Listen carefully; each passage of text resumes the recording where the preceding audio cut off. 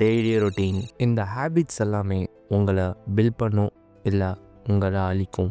இந்த உலகத்தில் உள்ள பெரும்பாலான சக்ஸஸ்ஃபுல் பீப்புள்ஸ் அவங்களோட ஹேபிட்ஸை மாற்றுறதுனால தான் அவங்க இப்போ சக்ஸஸ் அடைஞ்சிருக்காங்கன்னே சொல்கிறாங்க.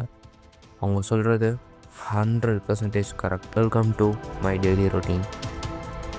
இப்போ 8 o'clock 7 o'clock எழுந்திரிக்கணும். 8 o'clock ஆகிடுச்சு. இது லெக்கு போட்டுட்டு வந்ததுனால கொஞ்சம் லேட் ஆகிடுச்சிட்டான். சரி, ஓகே, இப்போ நம்ம ஜிம்முக்கு போகலாம். டைம் ஆகிடுச்சு. அங்கே போய் எல்லாத்தையும் பேசிக்கலாம். இங்கேருந்து நான் இப்போ சைக்கிள்லேருந்து தான் இங்கேருந்து 3 கிலோமீட்டர் இருக்குது ஜிம்மு. இங்கேருந்து சைக்கிள்லேருந்து தான் நம்ம அங்கே போகணும். அங்கே போயிட்டு நான் உங்களுக்கு வீடியோ எடுக்கிறேன்.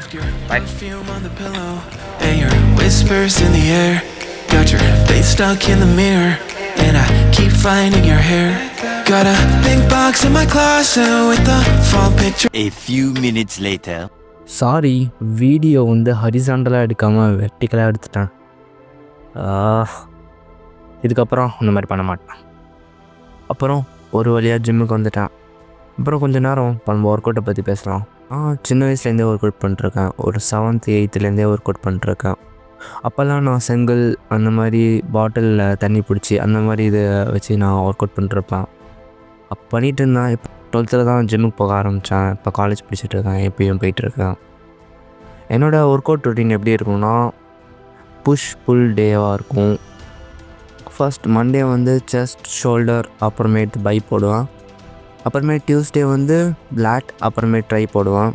அப்புறமேட்டு அதில் ட்ராப்பும் சேர்த்துப்பேன். அப்புறமேட்டு வெனஸ்டே லெக், அப்புறம் ஆப்ஸ் போடுவோம். அதோட முடிச்சிடுவோம். அதே மாதிரியே 3 நாள் வரும். அப்புறம் சண்டே மட்டும் ஆப்ஸ் போடுவோம். இன்றைக்கி சண்டே, அதனால் காலையில் மட்டும்தான் ஜிம்மு. அதனால் நான் ஆப்ஸ் மட்டும் போடுறேன். இன்றைக்கி ஒர்க் அவுட் முடிஞ்சிருச்சு. அப்புறமேட்டு கொஞ்சம் நேரம் பாக்ஸிங் பண்ணிட்டுருந்தேன். அதுக்கப்புறம் இதான் இன்றைக்கான பம்ப். இன்றைக்கி பம்ப் எதுவுமே இல்லை, ஆப்ஸ் மட்டும் தான் போட்டேன். அப்புறமேட்டு கொஞ்சம் நேரம் போசிட் பண்ணிட்டேன். அதுக்கப்புறம் வீட்டுக்கு கிளம்பணும்.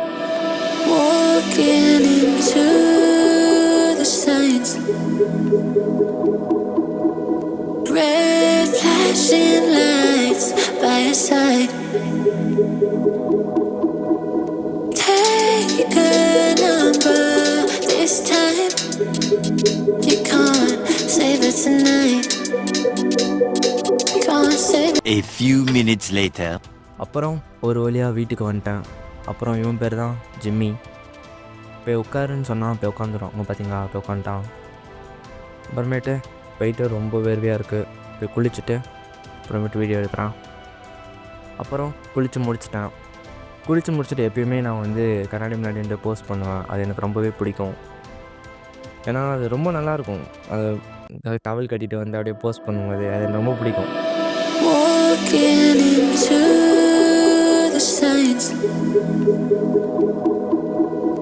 Red flashing lights by your side.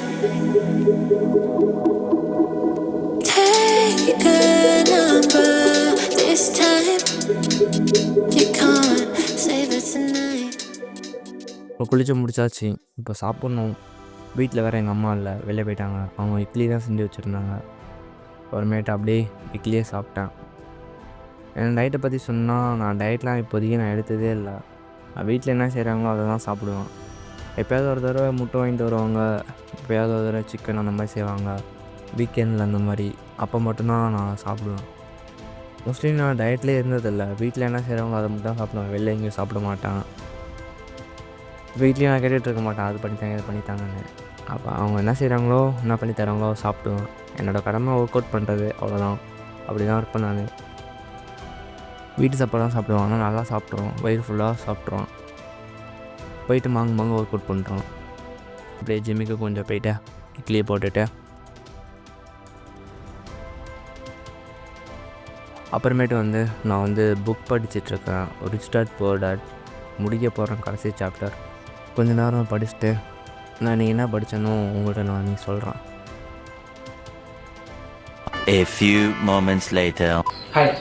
இந்த புக்கில் pay yourself first and power of self discipline. நீங்கள் உங்களே கண்ட்ரோல் பண்ண முடியலன்னா உங்களால் ரிச்சாகவே ஆக முடியாது. ஏன்னா நீங்கள் எவ்வளோ தான் இன்வெஸ்ட் பண்ணுங்கள், எவ்வளோ தான் மணி மேக் பண்ணுங்கள், உங்களுக்கு ஒரு செல்ஃப் டிசிப்ளின் இல்லைனா இது எல்லாமே ஸ்டேபிளாகவே நம்மளால் வச்சுருக்கவே முடியாது. ஃபார் எக்ஸாம்பிள், ஒரு மில்லியன் கணக்கான ஒரு லாட்டரி டிக்கெட் வின் பண்ணுறவங்களாம் அவங்களே அவங்க கண்ட்ரோல் பண்ண முடியாமல் அவங்களுக்கு நிறையாவே எக்ஸ்பென்ஸான நிறையா பொருள்களாக வாங்கி அவங்க அடுத்த நாளே அவங்க ஜீரோக்கு நின்றுறாங்க. ஏன்னா அவங்களே அவங்கள கண்ட்ரோல் பண்ணவே முடியல. அவங்களுக்கே ஒரு செல்ஃப் டிசிப்ளின் இல்லாமல் அடுத்த நாளே போய் கார் வாங்குறது, வீடு வாங்குறதுன்னு சொல்லி எக்ஸ்பென்ஸில் பே பண்ணிவிடுவாங்க. ஏன்னா அவங்களே அவங்க கண்ட்ரோல் பண்ண முடியாததுனால. அதனால் அவங்க திரும்பவும் அவங்க பழைய மாதிரி ஆகிடுவாங்க. அதனால் அவங்களால ரிச்சாகவே ஆக முடியாது. அதனால தான் ஆத்தர் உங்களோட செல்ஃப் டிசிப்ளின் ரொம்பவே முக்கியன்றாரு. எப்பவுமே ஆத்தர் ஆண்டர்பிரினர் கிளாஸில் போய் டீச் பண்ணும்போது நீங்கள் உங்களோட ப்ராடக்ட் அந்த சர்வீஸ் மேனேஜ்மெண்ட்டை நீங்கள் ஃபோக்கஸ் பண்ணுறதோட இந்த ஒரு 3 விஷயத்தில் நீங்கள் முக்கியமாக ஃபோக்கஸ் பண்ணணுன்றாரு. அது என்னென்னா, ஃபஸ்ட்டு கேஷ் ஃப்ளோ, அப்புறமேட்டு பீப்புள்ஸ், அப்புறமேட்டு பர்சனல் டைம். இந்த 3 விஷயத்தையும் நீங்கள் கரெக்டாக மேனேஜ் பண்ணணுன்றாரு. அப்புறமேட்டு ஆத்தர் ஒரு 2 விஷயத்த சொல்கிறாரு. Peoples who pay themselves first, peoples who pay everyone else first. First நம்ம peoples who pay everyone else first அதை ஃபஸ்ட்டு நம்ம பார்க்கலாம். அப்படின்னா மக்கள் மற்றவர்களுக்கு முதலில் பணம் கொடுப்பவர். இவர் என்ன சொல்ல வர்றாருன்னா, இப்போ ஒரு ஜாப், இந்த ஜாப்லேருந்து இப்போ உங்களுக்கு சேலரி வருது. இந்த சேலரி நீங்கள் அப்படியே உங்கள் எக்ஸ்பென்ஸ்க்கு செலவு பண்ணுறது, லைக் டேக்ஸ், ரெண்ட், அப்புறமேட்டு டெப்த்து, இந்த மாதிரி எல்லா அடுத்தவங்களுக்காக ஃபஸ்ட்டு நீங்கள் செலவு பண்ணுறது. இந்த மாதிரி ஆத்தர் பண்ணக்கூடாதுன்னு ஃபஸ்ட்டு சொல்கிறாரு. ஃபஸ்ட்டு ஆத்தர் என்ன பண்ண சொல்கிறான்னா, பீப்புள்ஸ் பே தெம்செல்ஃப் ஃபர்ஸ்ட். முதல்ல அவங்கள ஃபஸ்ட்டு அவங்களுக்கு பே பண்ணணுன்றாரு. உங்கள் ஜாப்லேருந்து வரக்கூடிய இன்கம்மை ஃபஸ்ட்டு அசட் காலத்தில் நீங்கள் ஸ்பெண்ட் பண்ணணுன்றாரு. அசட் காலேருந்து வரக்கூடிய இன்கம்மை தான் நீங்கள் எக்ஸ்பென்சிவாக செலவு பண்ணணும். இந்த எக்ஸ்பென்சிவ்க்கு அப்புறம் மிஞ்சுறது தான் நீங்கள் உங்களோட இன்கம். இந்த மாதிரி யார் செல்ஃப் டிசிப்ளினாக இந்த அசட் காலத்தை பில்ட் பண்ணிகிட்டே இருக்காங்களோ அவங்களோட இன்கமும் பில்ட் ஆகும். அவங்களோட எக்ஸ்பென்ஸை கம்மி பண்ணுறதுனால அவங்களோட நெட்ஒர்க் அதிகமாகும். இதுதான் ஃபஸ்ட்டு பண்ணணும்னு சொல்லி ஆத்தர் சொல்கிறாரு. இந்த மாதிரி நீங்கள் அசட் காலத்தை பில்ட் பண்ண உங்களோட இன்கம் காலமும் அதிகமாகிட்டே போகும். உங்களோட எக்ஸ்பென்ஸையும் எனக்கு கம்மியாக வைக்கிறதுனால உங்கள் நெட்ஒர்க்கும் அதிகமாகும். இதுதான் ஆத்தர் ஃபஸ்ட்டு பண்ணணும்னு சொல்லி சொல்கிறாரு. இதுதான் இன்றைக்கி நான் இந்த புக்லேருந்து நான் கற்றுக்கிட்ட விஷயம். இன்றைக்கான வீடியோ ஸ்பான்சர் யாருன்னா யாரும் இல்லை, நான் இந்த சேனலில் மணி, ஃபிட்னஸ், லுக்ஸ், இந்த மாதிரி ஒரு மென்னுக்கு தேவையான எல்லா விஷயத்தையும் நான் கண்டென்ட்டாக இந்த சேனலில் போட்டு வரேன். எனக்கு தெரிஞ்ச எல்லா விஷயத்தையும் இந்த சேனலில் நான் வீடியோஸாக போட்டு வரேன். இந்த சேனல் உங்கள் லைஃப்பை சேஞ்ச் பண்ணும். ப்ளீஸ் சப்ஸ்கிரைப் பண்ணி வச்சுக்கோங்க. அப்போ தான் எனக்கு ரொம்ப சந்தோஷமாக இருக்கும். இப்போ பின்னாடி இத்தனை பேர் இருக்காங்க, சரி ஒரு குவாலிட்டியான கண்டென்ட் ரெடி பண்ணணும் சொல்லி அந்த ஒரு வெறி வரும். ப்ளீஸ் சப்ஸ்கிரைப் பண்ணி வச்சுக்கோங்க. அப்புறம் இந்த வீடியோ ரொம்ப பிடிச்சிருந்தா லைக் பண்ணிக்கோங்க. அப்புறம் ஃபர்தராக வீடியோ கண்டினியூ பண்ணலாம். அப்புறமேட்டு கோடிங் செஷன். இப்போ நான் வெப் டெவலப்மெண்ட் கற்றுக்கிட்டு இருக்கேன். ஃப்ரண்ட் எண்ட் மட்டும் இப்போ பார்த்துட்டு இருந்தேன். ஜாவா ஸ்கிரிப்ட் முடிச்சிட்டேன். ஜாவா ஸ்கிரிப்டோட ஃப்ரேம் ஒர்க், ரியாக்ட், அதுதான் இப்போ படிச்சுக்கிட்டு இருக்கேன். இப்போ நான் அந்த யூடியூப்லேருந்து வீடியோ பார்த்து கற்றுக்கிட்டு அப்புறம் நானாகவே கோடிங் பண்ணி பார்ப்பேன். அது ரொம்பவே யூஸ்ஃபுல்லாக இருக்கும். ப்ராக்டிக்கலாக நம்ம பண்ணும்போது பார்க்கறதோட நம்ம ரியல் டைமில் பண்ணும்போது ரொம்பவே நிறையா கான்செப்ட்லாம் நல்லா புரியும். அந்த மாதிரி நான் கொஞ்சம் நேரம் படிச்சுட்டு அப்புறமேட்டு ப்ராக்டிஸ் பண்ணுவேன். அப்புறம் நான் எடிட்டிங்கும் பண்ணுவேன். நான் இன்ஸ்டாகிராம் சேனல் வச்சுருக்கேன். அதில் போகிறதுக்காக நான் எடிட் பண்ணிட்டுருக்கேன். அப்புறம் கொஞ்ச நேரம் கழிச்சு எடிட்டிங்கும் முடிஞ்சிடுச்சு. அப்புறம் எடிட்டிங் அப்புறமேட்டு நான் எப்பயுமே சாயந்தரம் பாக்ஸிங் ப்ராக்டிஸ் பண்ணுவேன். இப்போ தான் நான் அந்த பாக்ஸிங் கற்றுக்க ஆரம்பித்தேன். நான் அந்த கற்றுக்கிட்ட விஷயத்த நான் கொஞ்சோண்டு உங்களுக்கு சொல்லித்தரேன். என்ன நான் கற்றுக்கிட்டேன். ஃபஸ்ட்டு பேசிக் ஸ்டாண்டு தான்.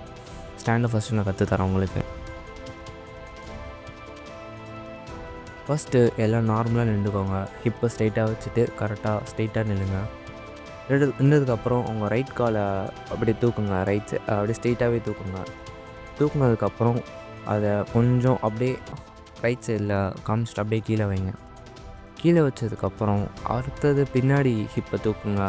தூக்கி அப்படியே ரைட்டை தள்ளி அப்படியே அதை கீழே வைங்க.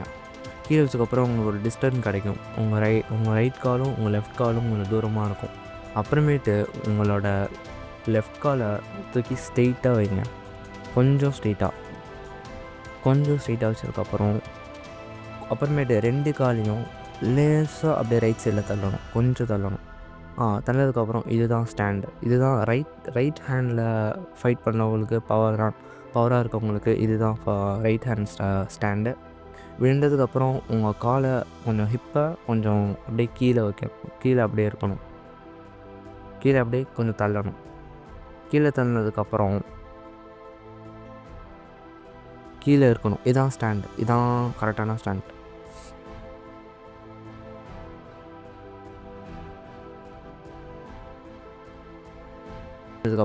அப்புறமேட்டு ஹேண்டை எப்படி வைக்கணும்னு சொல்கிறேன். ஃபர்ஸ்ட் உங்கள் ஹேண்டை ஃபுல்லாக ஸ்ட்ரெயிட்டாக வச்சுக்கோங்க. கையை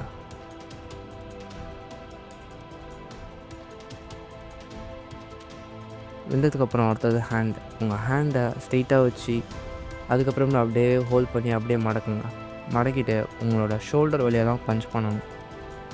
உங்களோட லெஃப்ட் கை வந்து லெஃப்ட்டு ஃபேஸை காட் பண்ணி வைக்கணும். ரைட் கை வந்து ரைட் ஃபேஸை காட் பண்ணியிருக்கணும். அதுக்கப்புறமேட்டு பஞ்ச் பண்ணும்போது ஃபுல்லாக பாடி ஷோல்டர் வழியாக பஞ்ச் பண்ணணும். ஷோல்டர் அது வந்து எப்படின்னா உங்கள் ஃபுல் ஃபோர்ஸும் ஷோல்டர் வழியாக இறக்கணும் கீழே. அதே மாதிரி தான் ரைட்டுக்கும் லெஃப்ட்டுக்கும். நான் வீடியோவில் பண்ணுறேன்னா அதே மாதிரியே பண்ணுங்கள்.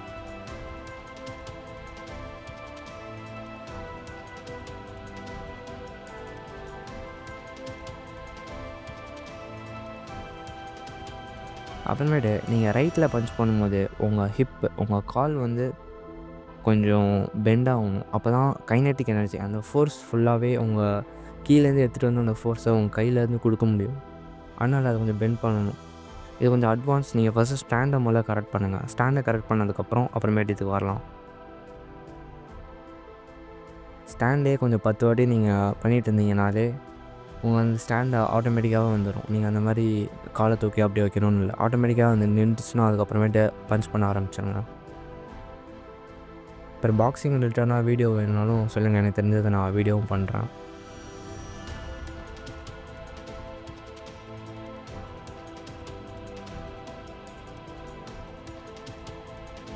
அவ்வளோதாங்க guys என் டெய்லி ரொட்டீன். இதுக்கப்புறம் நான் காலேஜ் புக்கெலாம் இருக்குது, அதை படிச்சுட்டு அப்புறம் சாப்பிட்டுட்டு திரும்பி தூங்கிடுவேன். இதே மாதிரி தான் என் டே போயிட்டே இருக்கும். அவ்வளோதான். இந்த வீடியோ உங்களுக்கு பிடிச்சிருந்தா லைக் பண்ணுங்கள், சப்ஸ்கிரைப் பண்ணுங்கள். அப்புறமேலே இந்த சேனல் உங்களுக்கு ரொம்பவே யூஸ்ஃபுல்லாக இருக்கும், சப்ஸ்கிரைப் பண்ணி வச்சுக்கோங்க. அப்புறம் இந்த வீடியோ எப்படி இருந்துச்சுன்னு சொல்லுங்கள். நான் ஃபஸ்ட் டைம் பண்ணிருக்கேன். அப்புறமேட்டு உங்களை அடுத்த வீடியோவில் பார்க்குறேன். பாய்.